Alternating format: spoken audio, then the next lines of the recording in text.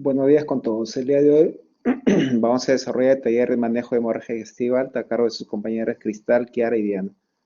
Puedes iniciar, Diana. Doctor, yo voy a comenzar con la primera parte. Sí. Eh, sí, buenos días compañeros. Hoy les voy a presentar la parte de lo que es la evaluación inicial. Vamos a comenzar por ay, la importancia de esta, la cual se va a dividir en dos partes, que es la anamnesis inicial y luego el examen físico.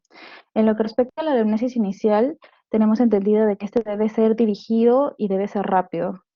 Y también es justamente para descartar o confirmar la hemorragia digestiva alta. Y también se utiliza para determinar la forma de la presentación de esta, ¿no? Si está activa y su magnitud. Una cosa importante es que de acuerdo a la situación hemodinámica, siempre debemos priorizar las medidas de reanimación.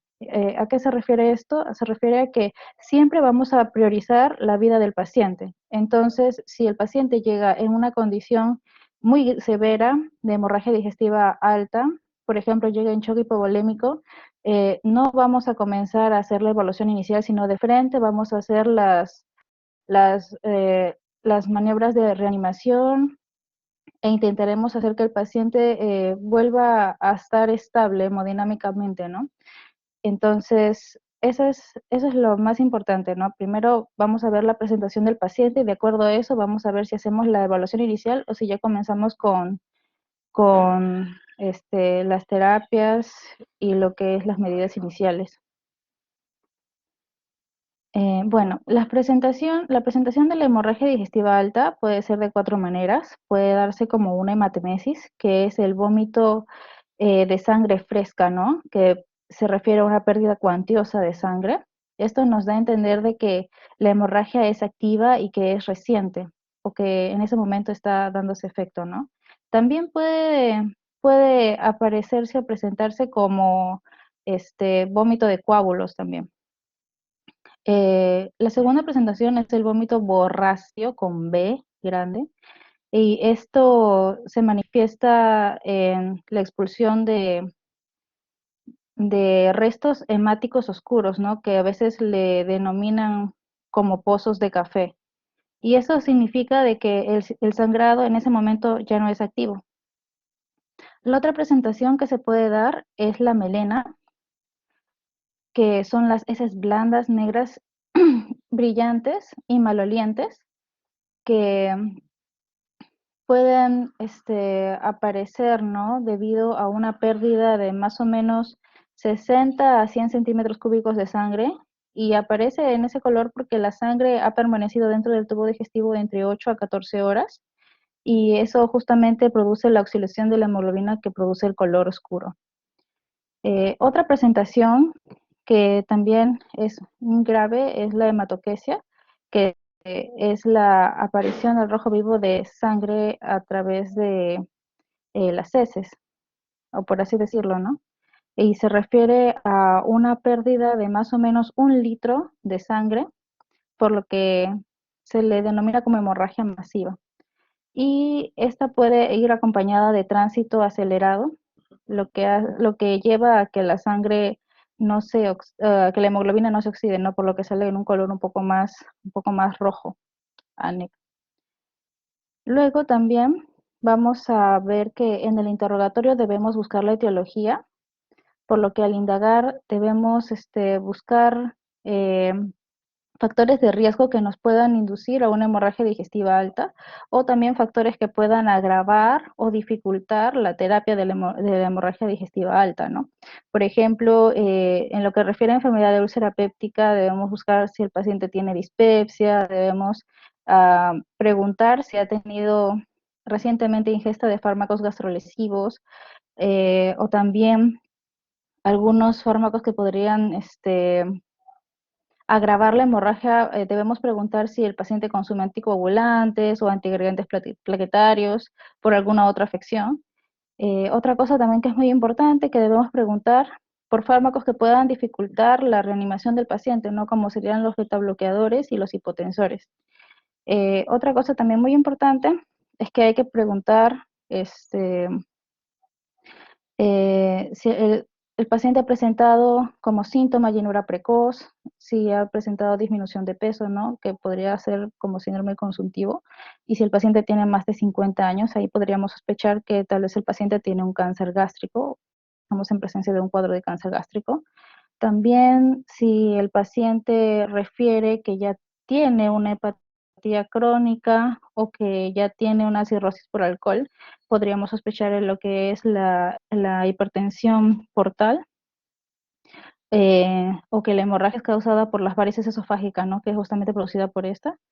Y otra cosa que también es muy importante de descartar son las pseudomelenas, que se pueden dar debido al consumo de alimentos o algunos fármacos, ¿no? Y entre estos alimentos está la sangrecita, más que nada aquí en Perú, lo que es también la betarraga o los calamares con tinta, ¿no? Luego en los fármacos, los que podrían simular una melena podría ser el consumo de sales de hierro o también el bismuto y también el regaliz. Así que después de eso, si el paciente presenta supuestamente melenas y refiere que consume alguno de esos alimentos o fármacos, pues ya podemos descartar la melena, ¿no? Y en lo que refiere al examen físico inicial, esta parte también es muy importante y es más que nada para confirmar si existe o no existe hemorragia. Para ello se hace el tacto rectal cuando hay dudas, ¿no? Si hay presencia o no de hemorragia. Luego también está lo de la colocación de la sonda nasogástrica y el lavado gástrico. Esto está en controversia, ya que hay que, algunos médicos que dicen que puede ser beneficioso porque puede limpiar, ¿no? El tubo digestivo para el estudio de la endoscopía, pero también si puede presentarse el caso de que la hemorragia pueda ser masiva, pueda ser muy abundante, entonces el lavado gástrico no serviría de mucho porque se volvería a ensuciar, entonces, y esto la verdad es que causa muchas molestias, ¿no? La colocación de sonda nasogástrica puede ser muy, muy fastidiosa, muy incómoda para el paciente, por lo que se le puede considerar como una tortura innecesaria, ¿no? Así que es por eso que no se sugiere o no se sugiere que se use en primera instancia, ¿no? Hay casos eh, en los que podría ser contraproducente porque eh, podría contribuir a que el paciente pueda contaminarse con agentes, gérmenes, con algunos gérmenes y poder tener alguna infección, ¿no? Luego también en lo que refiere al diagnóstico etiológico, es importante la palpación y buscar estigmas de hepatopatía crónica, ¿no? Por ejemplo, la ginecomastia, el eritema palmar, las telangiectasias, también la ictericia. eh, Luego también la búsqueda de masas palpables, ¿no? Puede ser en el epigastrio. Bueno, justamente porque es hemorragia digestiva alta, ¿no? Como sabemos, la neoplasia también puede ocasionar lo que son las hemorragias. Y en lo que refiere, perdón, a la gravedad de la hemorragia, es muy importante determinarla porque de acuerdo a ella vamos a poder tomar decisiones que nos llevarán a tener más conocimiento sobre el paciente o a buscar más información o a tratar al paciente inmediatamente, ¿no? Aquí he encontrado dos formas de clasificar la gravedad de la hemorragia que me parecieron muy, muy sencillas de explicar. Eh, la primera es la puntuación de Glasgow, que tiene 4 escalas, ¿no? De leve, moderada, grave a masiva. Y en estas podemos ver que la leve es asintomática, eh, que no vamos a ver cambios importantes en la piel, ¿no? Prácticamente el paciente va a estar normal, que va a representar una pérdida del 10% de la volemia circulante, que no es tanto. Luego está la moderada, que presenta ya presenta una tensión sistólica aún más de 100 milímetros de mercurio y una frecuencia cardíaca menor a 100 latidos por minuto. Se puede presentar una discreta vasoconstricción periférica que se puede manifestar como palidez o frialdad distal. También pueden haber algunos signos posturales positivos, pero este tipo de hemorragia representa lo que es el 10 al 25% de la pérdida de la volemia. En lo que refiere a la grave, vamos a encontrar que ya la tensión arterial sistólica está disminuida a menos de 100 milímetros de mercurio, y para compensarlo la frecuencia cardíaca va a comenzar a aumentar, ¿no? El paciente va a estar taquipnéico. También vamos a poder observar una intensa vasoconstricción periférica que se manifiesta como palidez intensa, frialdad, sudoración, y el paciente puede mostrar signos neurológicos como inquietud, agitación, y en lo que respecta a renal puede haber oliguria, y también pueden seguir presentando signos posturales positivos, y esto va a representar una pérdida del 25 a 30% de la volemia, que puede ser, que ya comienza a ser grave, ¿no? Y ya comienza a ser más riesgoso, y en lo que refiere a la masiva, pues el paciente ya está muy mal y está en shock, y vamos a poder ver que hay una vasoconstricción periférica intensa, va a haber un colapso venoso, el paciente puede llegar a coma, inclusive si no se atiende a tiempo puede llegar a fallecer. Y esto representa más del 35% de la pérdida de la volemia. Y una clasificación más sencilla que se utiliza en Brasil es esta, que nos refiere de una hemorragia leve y grave, y la leve es de presión arterial sistólica mayor de 100 y una frecuencia cardíaca menor de 100 latidos por minuto, y la grave representa una presión arterial sistólica menor de 100 y una frecuencia cardíaca mayor a 100 latidos por minuto, presentando los signos de hipoperfusión periférica que ya hemos mencionado con el cuadro. Y esto nos va a llevar a tomar las decisiones que había mencionado, ¿no? En ampliar la anamnesis y el examen físico, y recién después de ello comenzar con las medidas iniciales, pero si fuera grave, se va directamente a las medidas iniciales y a recuperar al paciente, ¿no? Porque, como les había mencionado desde el comienzo, lo importante es priorizar la vida del paciente. En lo que refiere a los pronósticos, eh, esto va a depender mucho de lo que es la presentación de la hemorragia digestiva. Entonces, los cuadros que pueden llevar a un mal pronóstico, digo, pueden ser la hematemesis y el hematoquesis, debido a que en los dos cuadros se presenta una pérdida de la hemodinamia muy cuantiosa, ¿no? Digo, de la volemia muy cuantiosa, y hay una este, pérdida de la estabilidad hemodinámica que puede llevar al paciente a la muerte, ¿no? También otro factor de riesgo que me pareció muy importante, que lo encontré en el índice de Roca, fue la edad. Eh, Como podemos ver en el cuadro, mientras, mientras más edad tiene el paciente, más puntos tiene para poder, mientras más puntos tiene, también lleva a que haya un mayor índice de mortalidad. Este, este, este, este cuadro es más que nada, bueno, este índice es más que nada para medir el pronóstico de gravedad del paciente antes de hacerse la endoscopía, pero me pareció muy útil para poder describir el mal pronóstico que puede darle la edad, ¿no? Y también hay que tener cuidado con los pacientes que tienen enfermedades asociadas a la mortalidad. Por ejemplo, aparte de tener hepatopatía, también hay que tomar en cuenta la comorbilidad cardiovascular, si el paciente presenta cardiopatía isquémica, una insuficiencia cardíaca, o si ha presentado ACVs, o también si tiene alguna afección neurológica o renal o neumológica, si tal vez ya tiene neoplasias, podría ser que tiene metástasis, o tal vez el simple hecho de que el paciente tenga diabetes, ya estas enfermedades pueden asociarse a la mortalidad, debido a que durante el cuadro de hemorragia digestiva se pueden dar las descompensaciones que pueden llevar al paciente a fallecer o a complicarse. Y bueno, eso es todo de mi parte. Gracias. Bien, continuando con la exposición, no se nota ahí, parece que se ha movido, pero yo voy a hablar sobre las medidas iniciales. Ya, primero que nada, estas van a ser, y la importancia de las medidas iniciales es que una vez que llegue el paciente, no se le va a derivar directamente al gastroenterólogo. Entonces, nosotros tenemos que evaluarlo con estas medidas para inclusive poder darlo de alta, pero esto va a depender del estado del paciente. Las Los hallazgos de la evaluación inicial van a ser el acceso venoso, la estabilización hemodinámica, la transfusión sanguínea o de hemoderivados, la intubación endotraqueal, la colocación del SNG, la sonda nasogástrica, y la solicitud de exámenes auxiliares.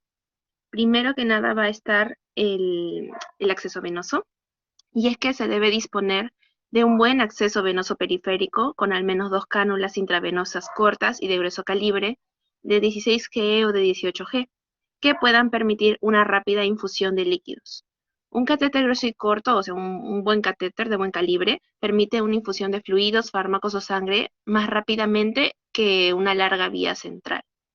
Para esto se va a usar los catéteres Avocat. Estas son cánulas de uso intravenoso con una pared fina y con un flujo elevado, los cuales poseen una empuñadura transparente con la cual se puede mejorar el control de la punción para evitar fallos. Después de eso, el acceso venoso central no va a ser esencial en ese momento, o sea, no debe realizarse de emergencia, ya que puede demorar la resucitación y agregar morbilidad si se produce complicaciones. Pero en las hemorragias graves o masivas, una vez recuperada la situación hemodinámica, ahí sí se puede colocar, o bueno, cateterizar una vía venosa central que permita controlar la presión venosa central y ajustar la velocidad de infusión a la situación cardiovascular del paciente. También puede ser preceptivo proceder en estos casos a un sondaje vesical para la monitorización de la diuresis horaria.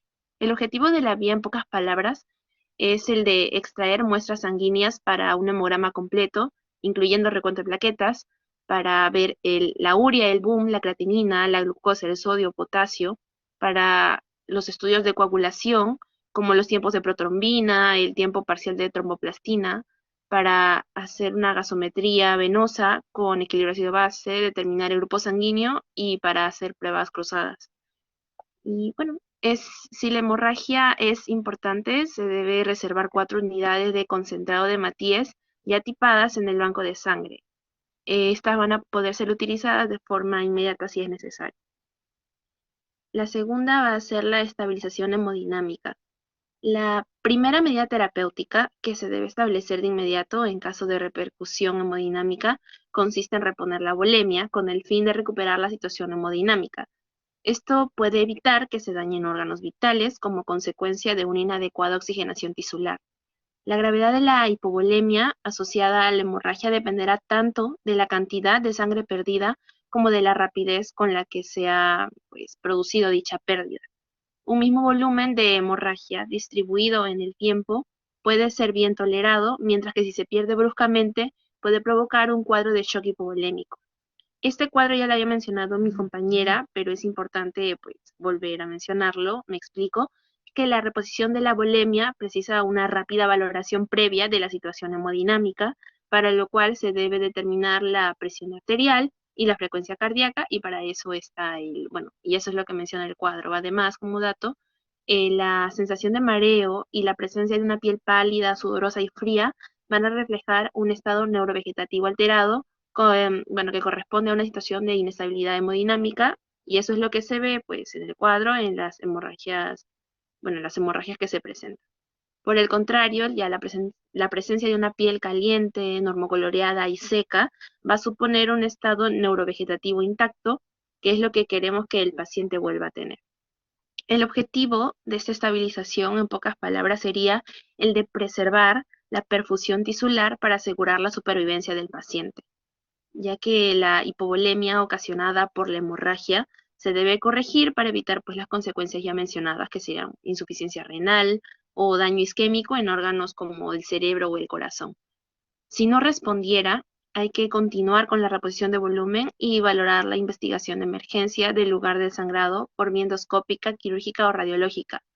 Lo recomiendan en una sala de operaciones por si ocurriese cualquier percance, pero realmente esto no suele darse en el Perú. Dicen que disminuye la mortalidad. Hay bibliografía que menciona que las medidas diagnósticas como la endoscopía se deben realizar una vez conseguida la estabilidad hemodinámica inicial y con el paciente adecuadamente perfundido y bien oxigenado, pero esto va a depender de cada paciente y del criterio del médico que lo atienda. Si se sospechara de una hemorragia digestiva aguda varicial, una HDA varicial, la reposición de volumen tiene que ser conservadora, o sea, únicamente lo necesario, ya que si fuera una reposición vigorosa, esto va a poder causar una persistencia del sangrado y bueno, se recomienda también una hipovolemia controlada de PAS de 80 a 90. Ujú. Pues verdad, es importante también saber, bueno, recordar que no es necesaria la transfusión sanguínea para reponer la volemia. Me explico, es recomendable ajustar la reposición a las necesidades de cada caso, ya que una expansión plasmática excesiva podría favorecer la recidiva hemorrágica. Para conseguirlo, es preciso ajustar la reposición mediante una estrecha monitorización en unidades dotadas de los requerimientos pertinentes. O sea, la volemia se debe reponer se puede reponer de dos maneras. La primera es con cristaloides. Esta va a ser una solución salina fisiológica o de Ringer lactato, o también puede ser con coloides, con gelatinas, dextranos, etcétera. También con el que menciona ahí, la poligelina. La verdad, a un ritmo adecuado para evitar la hipoperfusión de los órganos vitales, lo que se puede conseguir manteniendo la paz, o sea, la presión arterial sistólica, a más de 100 milímetros de mercurio y la presión venosa central entre 0 y 5 milímetros de mercurio. Además, menciona también que la diuresis a más de 30 mililitros por hora. No, sobre el cristaloide, ahí está, menciona la carga inicial de 500 a 1000 mililitros endovenoso, el mantenimiento, con fluidos de mantenimiento para evitar la sobrecarga de volumen, y los parámetros de estabilización serían la frecuencia cardíaca y la presión arterial normales. Y bueno, el volumen urinario, ahí menciona 50, pero también hay bibliografía que lo pone en 30. A ver, el siguiente. Ya está. Y ahora sí, sobre la transfusión de sangre y o hemoderivados. Hay que recordar que al instante no se pide transfusión, sino que lo primordial va a ser estabilizarlo hemodinámicamente, que es lo que mencioné anteriormente. Y de acuerdo a los resultados de laboratorio, hay que determinar si el paciente requiere o no de una transfusión sanguínea o de hemoderivados. El objetivo de esa transfusión va a ser mejorar el transporte de oxígeno a los tejidos que pueden verse comprometidos en caso de una anemia extrema. En general, no es preciso el empleo de sangre completa para reponer la volemia, ya que ello puede llevarse a cabo con soluciones cristaloides y expansores primarios, que son los que mencioné. Lo más adecuado va a ser transfundir unidades concentradas de hematíes. Actualmente existe una estrategia transfusional, que sería la estrategia transfusional restrictiva, en lo que es el manejo de la anemia. Esta va a permitir una adecuada oxigenación tisular y evita los riesgos inherentes a la transfusión de derivados sanguíneos, como la inmunomodulación o las relacionadas con la edad, y los derivados de una excesiva expansión volémica. Además, consiguió una probabilidad de supervivencia a las 6 semanas significativamente superior a la obtenida con la estrategia liberal de transfusión, y también consiguió mejorar distintos parámetros relacionados con la eficacia, tales como la tasa de recidiva hemorrágica, la necesidad de tratamiento de rescate y la duración de la estancia hospitalaria. También aumentó de forma significativa la tasa de pacientes que no requirieron ninguna transfusión y se redujo significativamente el número de UCH transfundidos. La incidencia global de complicaciones también mejoró. Antes las transfusiones eran grandes, buscando una hemoglobina de 11 o 12. Eso no está bien, ya que al transfundir muchos paquetes globulares, innecesariamente al final puede alterar el sistema de coagulación y al final tener un valor de hemoglobina hematocrito correcto, pero igual seguirá sangrando.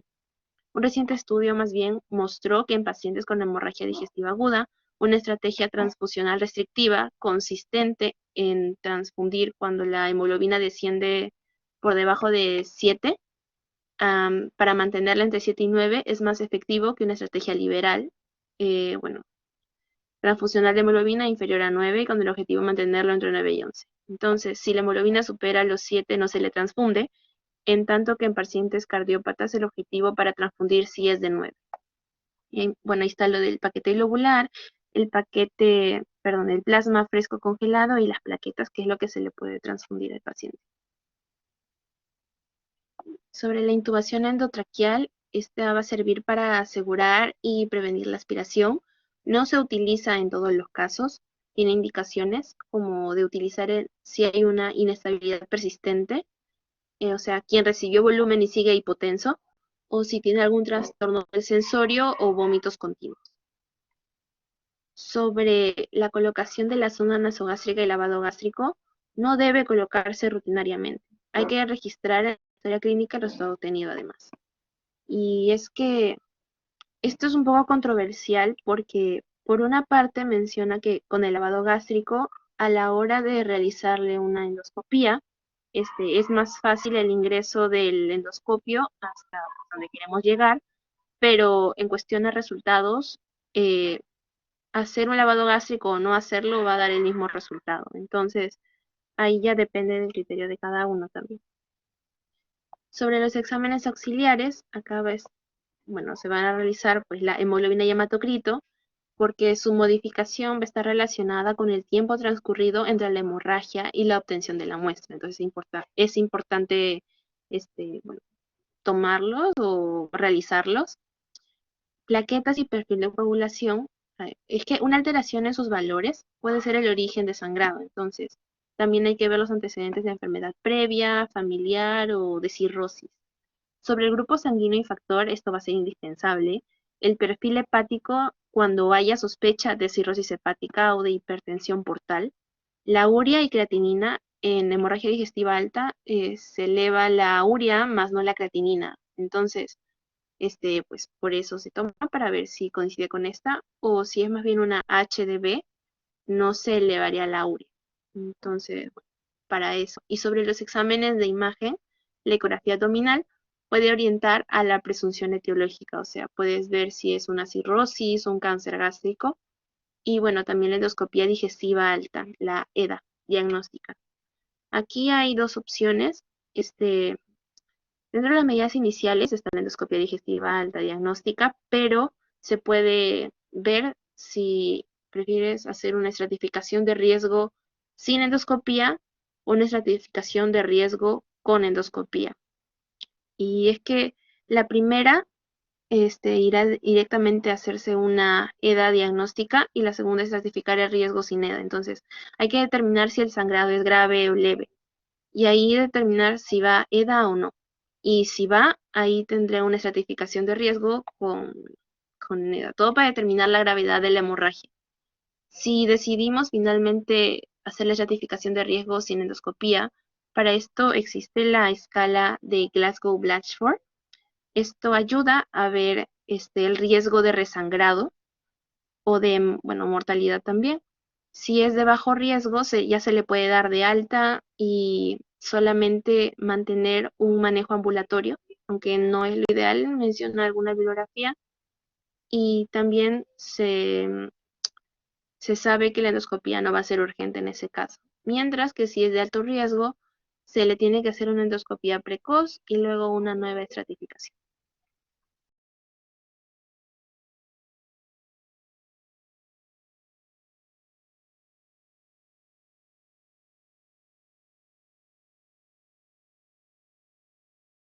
Bueno, continuando con la exposición, yo les voy a hablar un poco sobre lo que va a ser el tratamiento en el manejo de la hemorragia digestiva alta.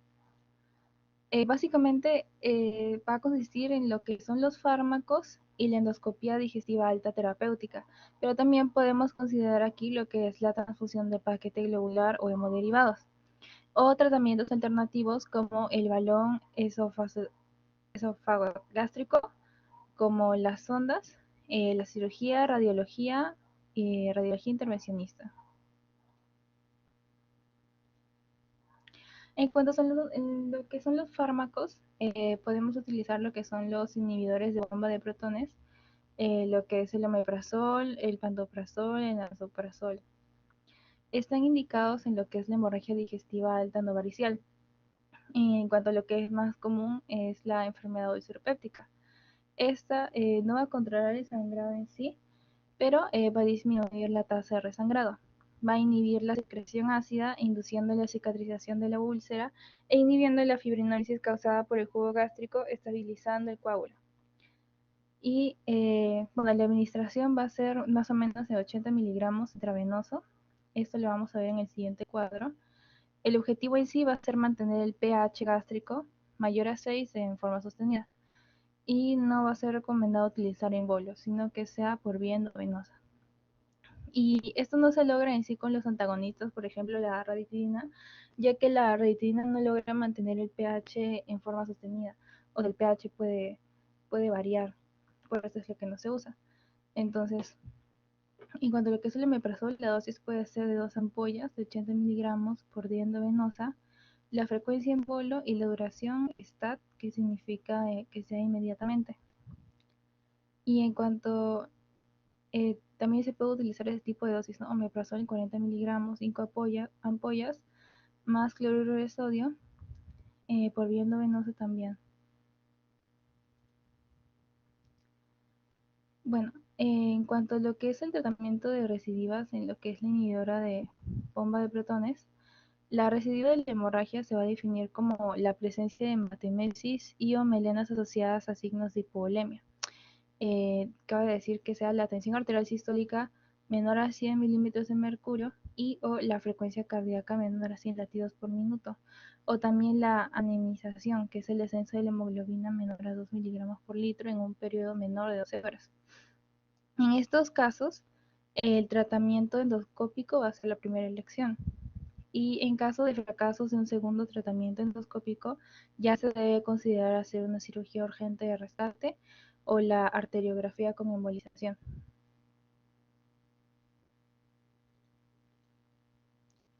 En cuanto a lo que son los vasoactivos, se va a utilizar lo que es el octreotide o la terlipresina, que está indicado en la hemorragia digestiva alta varicial y se inicia tan pronto como sea posible, inclusive solamente con sospecha. Esto va a controlar la hemorragia y o el resangrado precoz al disminuir la presión en la circulación portal y ayuda en el procedimiento de la endoscopía digestiva alta.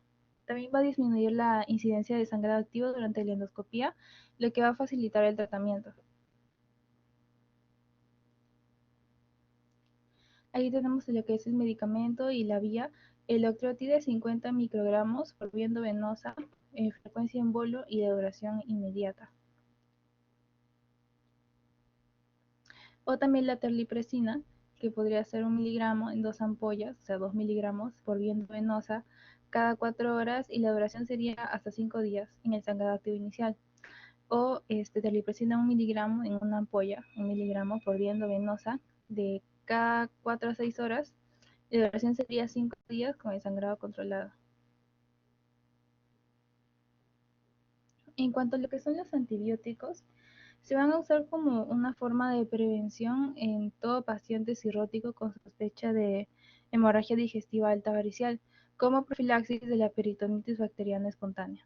En el líquido acítico van a proliferar los gérmenes, llevando al cuadro infeccioso. A esto me refiero con la peritonitis bacteriana espontánea. Acá se va a utilizar ceftriaxona, 1 gramo.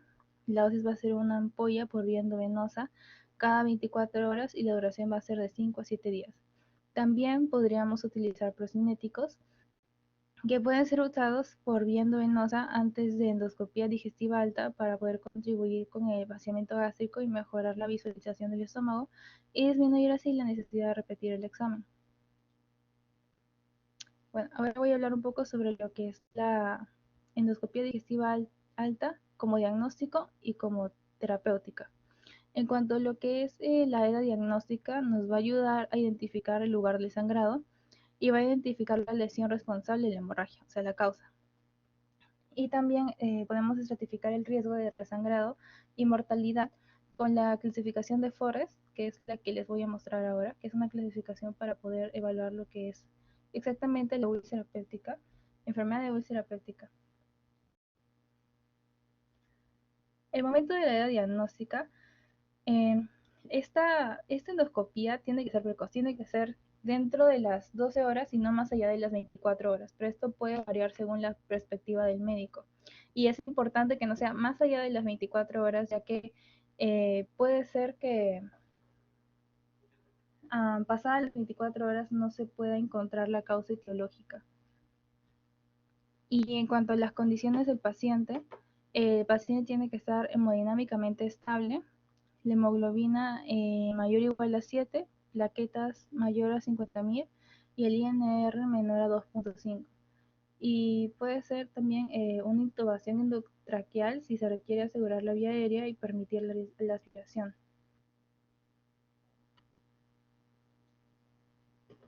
En lo que es la endoscopía digestiva aldoterapéutica, va a estar indicado para pacientes con signos endoscópicos de sangrado activo o riesgo de sangrado alto. También influye en la evolución clínica del paciente al reducir los factores determinantes para un peor pronóstico y disminuye la mortalidad. También disminuye la recidiva de sangrado y reduce el número de sangre transfundida, el periodo de internamiento y la necesidad de tratamiento quirúrgico y también los costos en general de la hospitalización del paciente. Bueno, en cuanto a lo que es la endoscopia aldoterapéutica por hemorragia digestiva alta por hipertensión portal, tenemos lo que es la endoligadura de la varice esofágica, en donde vamos a colocar una banda elástica que va a reducir el diámetro de la vena. En cuanto a lo que es la escleroterapia por varice esofágica, vamos a inyectar lo que es un líquido en las varices para hacer que estas se colapsen. Y en la obturación de la varice gástrica va a ser parecido aquí vamos a utilizar lo que es un pegamento de cianoacrilato. Y en lo que es la endoscopía digestiva alta terapéutica por hemorragia digestiva alta no varicial, vamos a tener lo que es los métodos de inyección, la inyectoterapia, en donde por endoscopio se va a pasar una aguja y se pasa una sustancia a la úlcera. También va a haber métodos mecánicos en donde vamos a utilizar el endoclip, que se cierran las úlceras por un clip, y los métodos térmicos en donde vamos a utilizar coagulación con argón plasma. Bueno, eso es lo que les comentaba sobre la clasificación de Forrest, que se usa en la endoscopia digestiva alta terapéutica con hemorragia digestiva alta no varicial, en donde se usa más, esta clasificación es para lo que es la enfermedad de úlcera péptica. Entonces tenemos lo que es el Forrest 1A, 1B y 2A, también tenemos 2A, 2B y 2C y 3. Dentro de lo que es 1A, 1B y 2A se va a estar indicando lo que es la endoscopia digestiva alta. Aquí lo importante es que este cuadro nos va a ayudar a saber cuánto es el de que el paciente nos haga un resangrado, ¿no? En el caso del 1A, el porcentaje de resangrado es muy alto, sería el 55%. Y también, por ejemplo, aquí en el cuadro 3, en donde tenemos una hemorragia pasada y el lecho está limpio, lo más probable es que el paciente no haga un resangrado.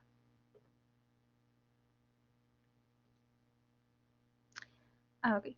El second look es, es un intento para poder minimizar las recidivas hemorrágicas, ¿no? Se hizo un análisis de los estudios que han evaluado esta opción que demuestra que incluyendo más de 200 pacientes que el second look disminuye el riesgo de resangrado de cirugía, pero no mejora la mortalidad. Y también hay estudios en el que second look ha mejorado los resultados, pero son aquellos pacientes que fueron seleccionados como alto riesgo. Entonces, se llega a la conclusión de que no es recomendable el empleo sistemático del second look, o sea, no es que cada paciente que le hagamos una endoscopia digestiva alta se le vaya a hacer un second look, sino que esto tiene que ser seleccionado y sobre todo en pacientes que son de muy alto riesgo. También lo que quería comentarles era sobre el fracaso del tratamiento endoscópico inicial en lo que es la enfermedad de úlcera péptica. Del 10 al 15% de los pacientes presentan recidivas habitualmente en el curso de las primeras 72 horas y se puede considerar un fracaso cuando tras el tratamiento inicial existen signos de actividad hemorrágica como hematemesis o melenas, junto con inestabilidad hemodinámica y la anemización. En caso de un fracaso, el tratamiento endoscópico es recomendable en un segundo intento de terapéutica endoscópica antes que plantear la cirugía, ya que hay estudios que demuestran que el tratamiento endoscópico va a ser mejor que la cirugía porque cuando se hace la cirugía aparecen lo que son más complicaciones. Por eso se prefiere más la endoscopía. Bueno, aquí también para finalizar les traje un cuadro sobre el algoritmo de lo que se debe hacer en cuanto a la hemorragia digestiva y el manejo, ¿no? Cuando hay una evidencia y una sospecha de la hemorragia digestiva de origen ulceroso, vamos a utilizar lo que es un inhibidor de bomba de protones más una infusión de 8 miligramos por hora. Se va a hacer una endoscopía urgente y si hay un sangrado activo, vamos a hacer un tratamiento endoscópico, una inyección de adrenalina junto con método térmico o los clips que mencionamos o las inyecciones. Lo mismo para cuando es un vaso visible no sangrante. Cuando es un coágulo adherido, se debe desprender. Y si se desprende, vamos a ver si hay un vaso visible no sangrante y vamos a hacer lo mismo. Si hay ausencia de signos o signos indirectos, vamos a valorar el tratamiento ambulatorio con inhibidores de bombas de protones por vía oral. Y también hay que mantener el tratamiento con inhibidor de bombas de protones y para mantener el control de la hemorragia. Si se fracasa, vamos a hacer un segundo intento del tratamiento endoscópico. Y si se fracasa también, ya hay que plantear lo que es una cirugía o un tratamiento angiográfico. Eso sería todo. Muchas gracias.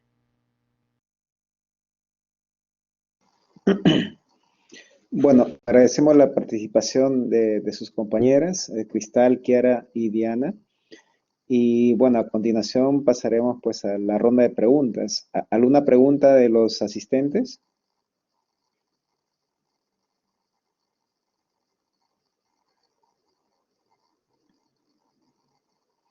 A ver, aprovecharé para preguntarle mientras sus demás compañeros se animan a hacer preguntas. A ver, Diana, mencionabas que no en todos los pacientes con sangrado digestivo está indicado el second look, ¿no es cierto? O sea, una segunda endoscopía. ¿En quiénes podrías decir que sí estaría indicado? Sí, doctor. En este caso, según los estudios del Second Look, es mejor que esté indicado para pacientes que estén seleccionados en alto riesgo, en lo que es la clasificación del Forest. Ya. A ver, el second look, como bien ha dicho Diana, no se hace a todos. O sea, no es que todo paciente con sangrado digestivo alto tiene que hacerse siempre dos endoscopías. No, no es así.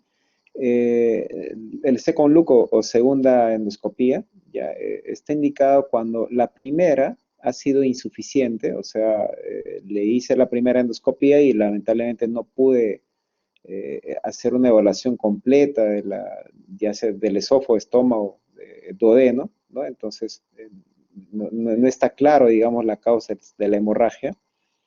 Y también está indicado cuando una segunda endoscopia, cuando a pesar de que se ha encontrado en la primera endoscopia la causa del sangrado e incluso si se ha hecho un tratamiento endoscópico, ¿ya? Este tratamiento endoscópico no ha sido el satisfactorio.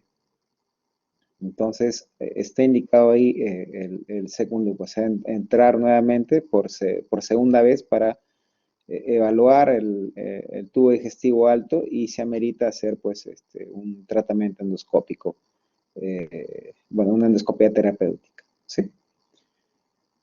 Ya, muy bien. ¿Alguien que desea preguntar algo más?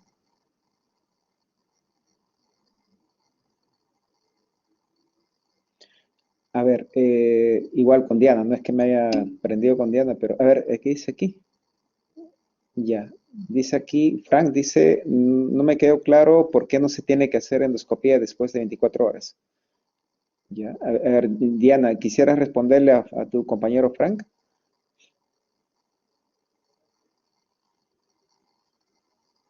Sí, doctor. Lo que pasa aquí es que cuando pasan las 24 horas, por ejemplo, puede ser que el sangrado ya no sea activo. En el caso, por ejemplo, de una úlcera. Entonces ya no se va a encontrar lo que es la causa etiológica del sangrado. Así es, efectivamente, ¿no? Mientras más tiempo pase desde el inicio del sangrado digestivo, ¿ya? Para la realización de la endoscopía, la posibilidad de encontrar la causa del sangrado es menor. O sea, el rendimiento diagnóstico disminuye. Y un claro ejemplo de lo que antes, hace muchos años ocurría, ¿no? En los establecimientos de salud, que, bueno, no era, no todos los establecimientos tenían centros endoscópicos, ahora sí la gran mayoría los tiene, o bien si es que los tenían, estos no están abiertos 24 horas o ni siquiera 12 horas, solamente funcionaban en turno mañana, entonces ¿qué ocurría? Por ejemplo, y domingos también no funcionaba. Entonces, imagínate un paciente que iba un día sábado, por ejemplo, en horas de la tarde. El día sábado no se le realizaba endoscopías porque no había turno tarde. El domingo tampoco no se le realizaba endoscopía. Y lo más probable es que el día lunes este paciente ya el sangrado haya cohibido solo. Recuerden ustedes lo que mencionaron ahí también, que un gran porcentaje de sangrado digestivo por úlcera péptica, incluso de origen varicel, se detienen solo, cohiben solo. Entonces, imagínense, el día lunes que lo ve el gastro, lamentablemente el paciente, no lamentablemente, en todo caso, bien por el paciente en todo caso, ya no estaba con sangrado activo, entonces ya pasaba una endoscopía electiva y generalmente la endoscopía se le realizaba 2 días después, por lo menos. O sea, 5 días después del evento de sangrado digestivo, recién se le hacía la endoscopía, ¿no? Y generalmente uno ingresa o ingresaba y pues no encontraba la causa del sangrado. ¿Por qué? Porque, por ejemplo, en caso de las úlceras, cuando son úlceras pequeñas, pues una úlcera que es una herida, una solución de continuidad, tiende a curarse. Entonces, si pasan muchos días, tal vez ya la úlcera ya curó, si es que era la úlcera la causa, y no vas a encontrar la causa. Entonces, es importante por eso es hacerlo dice, a la brevedad, ¿no? Que sea dentro de las 24 horas, ¿no? Porque el rendimiento diagnóstico va a ser mucho mayor, ¿sí?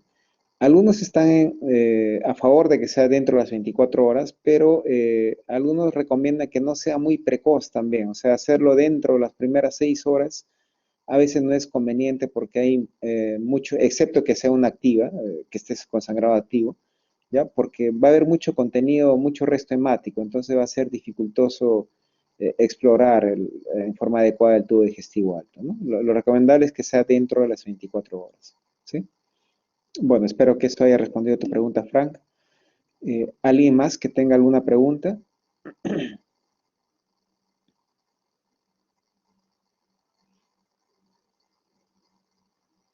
A ver, mencionaban también, me parece que era Kiara, ¿ya? Que decía de que luego de una evaluación inicial, de un manejo inicial, cabe la posibilidad de hacer de determinar la gravedad o el pronóstico del evento, ¿ya? ¿No? ¿No? E incluso la opción de que el paciente pueda salir de alta, ¿sí? Sin haberse realizado una endoscopía en ese momento. ¿Ya? Pero también me mencionaba que no era lo aconsejable. ¿Podrías quizás ampliar un poco en relación a esto, Kiara? De que no es aconsejable darle de alta solo con el cuadro que mencioné, el de escala de Glasgow-Blaschman. ¿Eso, doctor?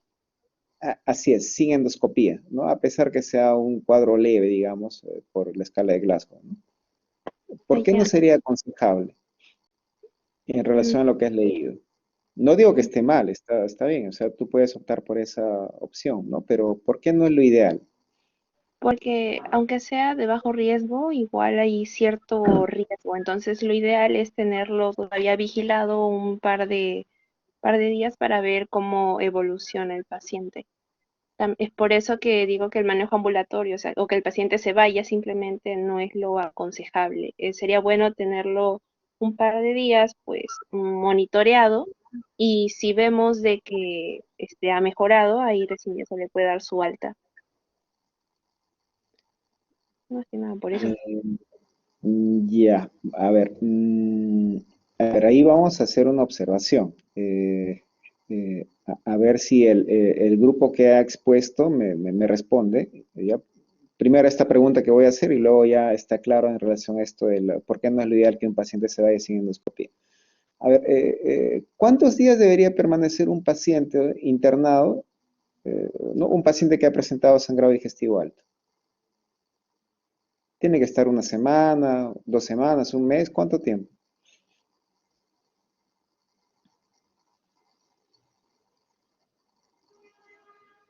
O si alguno de los asistentes que están acá presentes sabe la respuesta, también puede intervenir, no hay ningún problema.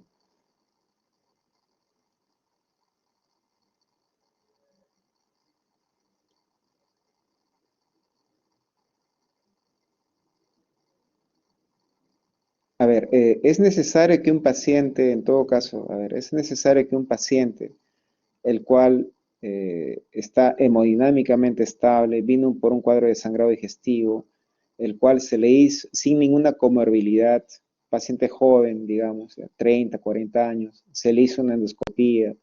En la endoscopía la causa del sangrado fue una úlcera péptica, una úlcera gástrica, catalogada como Forres 3, ¿ya? Que actualmente está con una hemoloína mayor de 10, mayor de 11.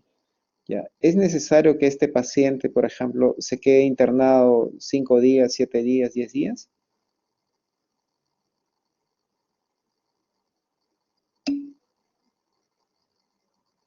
No, Katia dice no.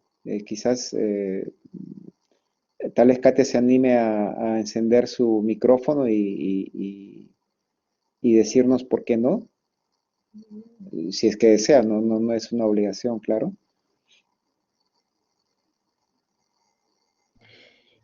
Sí, doctor, bueno, pienso que no, ¿Cómo porque estás, Katia? Buenos días. ¿Qué tal, doctor? Buenos días. Me parece que es un paciente hemodinámicamente estable, ya se halló la causa, no tiene otros criterios de severidad, no está hipotenso, no está taquicárdico, ¿no? Entonces, creo que no sería conveniente que esté hospitalizado. Ya, muy bien, Katia, gracias. Si el grupo puede pasar el otro cuadro de estratificación, si podrían poner, por favor.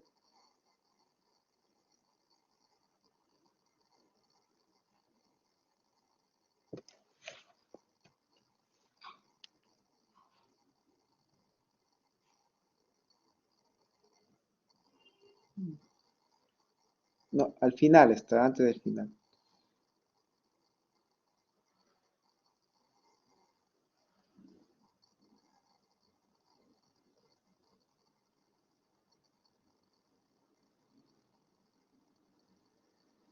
Ya sigue.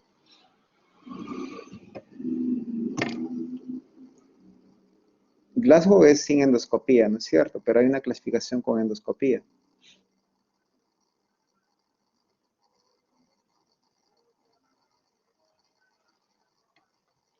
¿No tienes el cuadro de Rocal?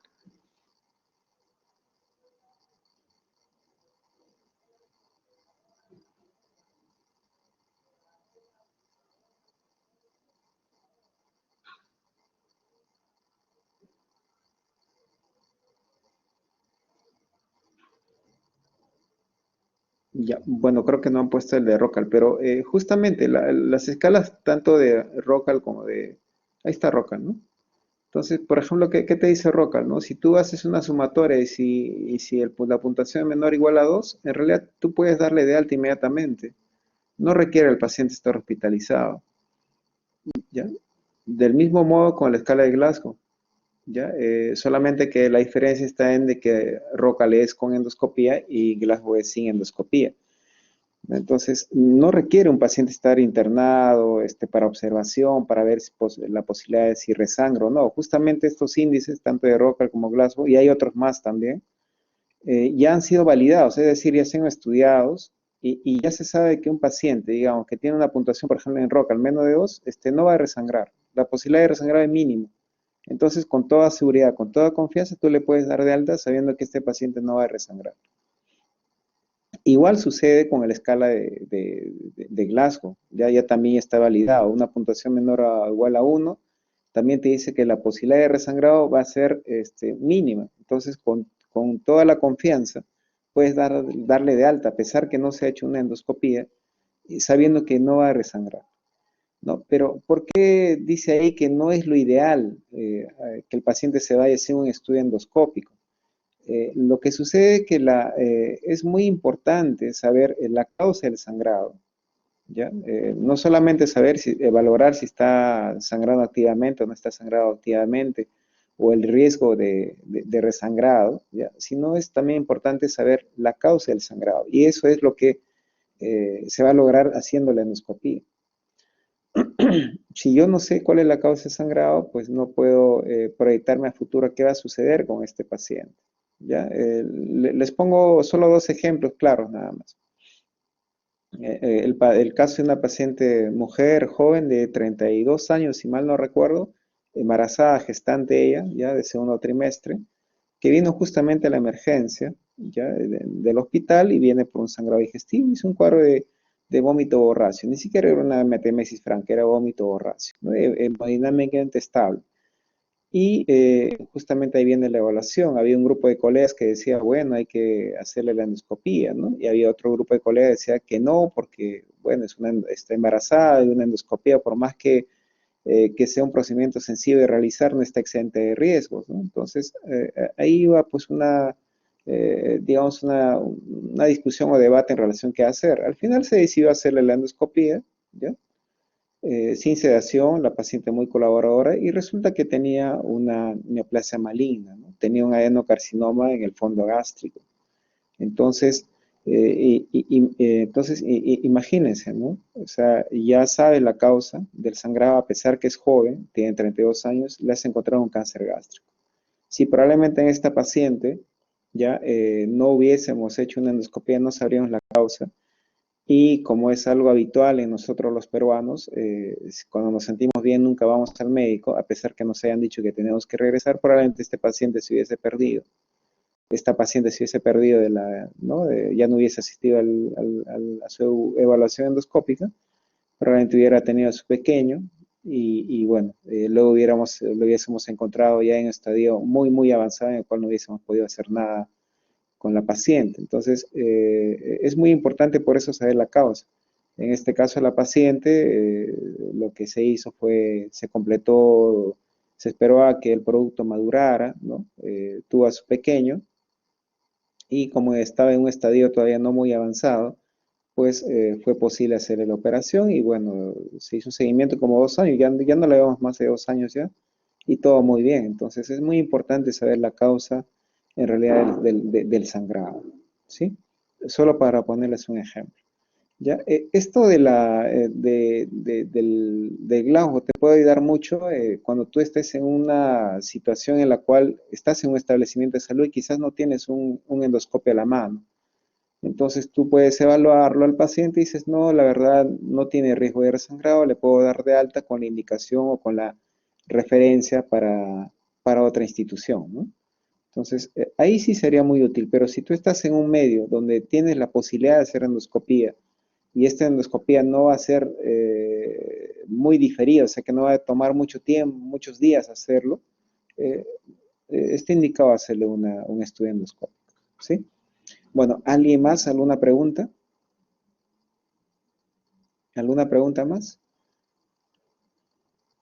Bueno, una pregunta más, a ver si es que se anima. A ver, ¿y cuándo el paciente con sangrado digestivo? A ver, ya una pregunta ya no para los ponentes, sino para ver, para el público asistente. A ver, ¿cuándo creen que el paciente que ha tenido un evento de sangrado digestivo alto pueda ya ingerir alimentos? ¿Ya? ¿O lo dejamos que esté en NPO una semana, 2 semanas? ¿Cuándo ya podrá ingerir alimentos? ¿Alguno de los que estén asistentes, de los que estén presentes, perdón?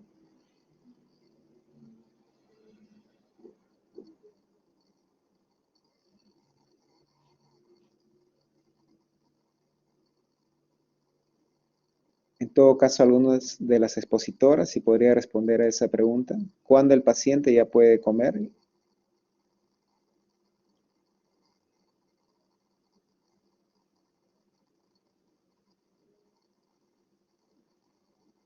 Doctor, ¿no hay contraindicación para que el paciente coma?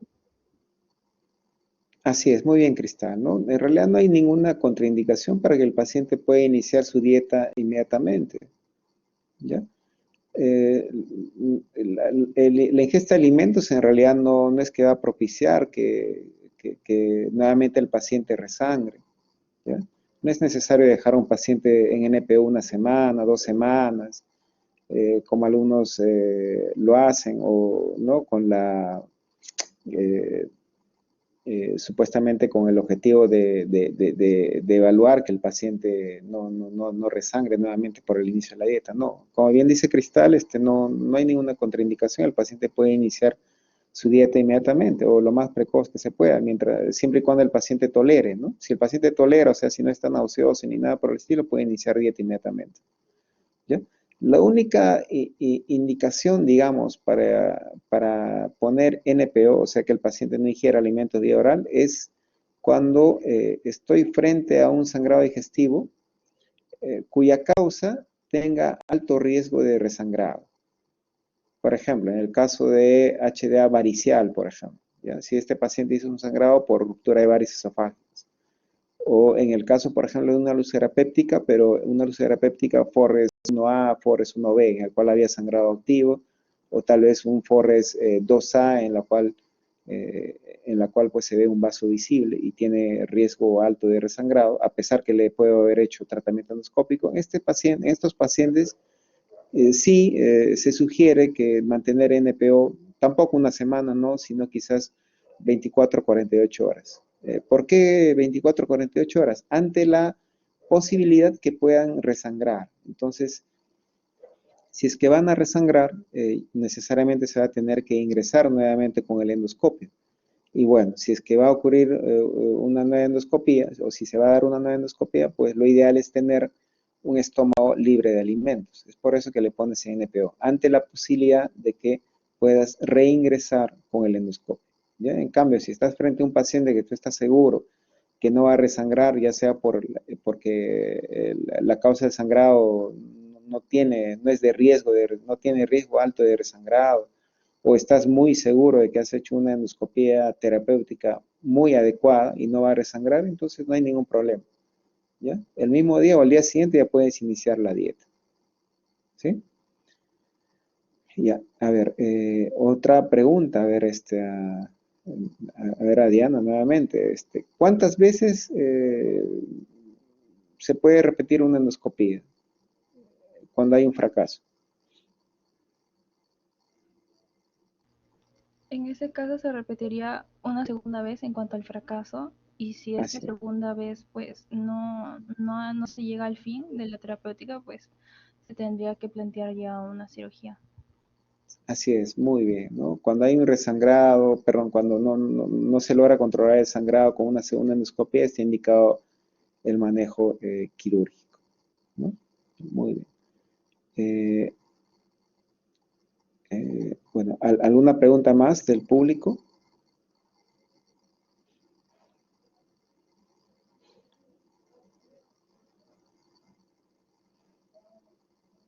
¿No hay ninguna pregunta más?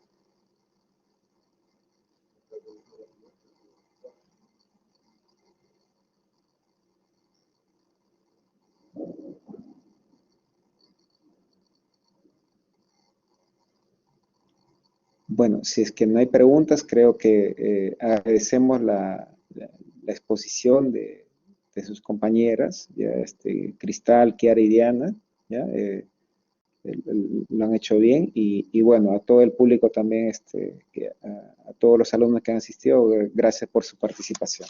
¿Sí? Entonces, bueno, nos estamos despidiendo. Gracias, cuídense. Hasta luego.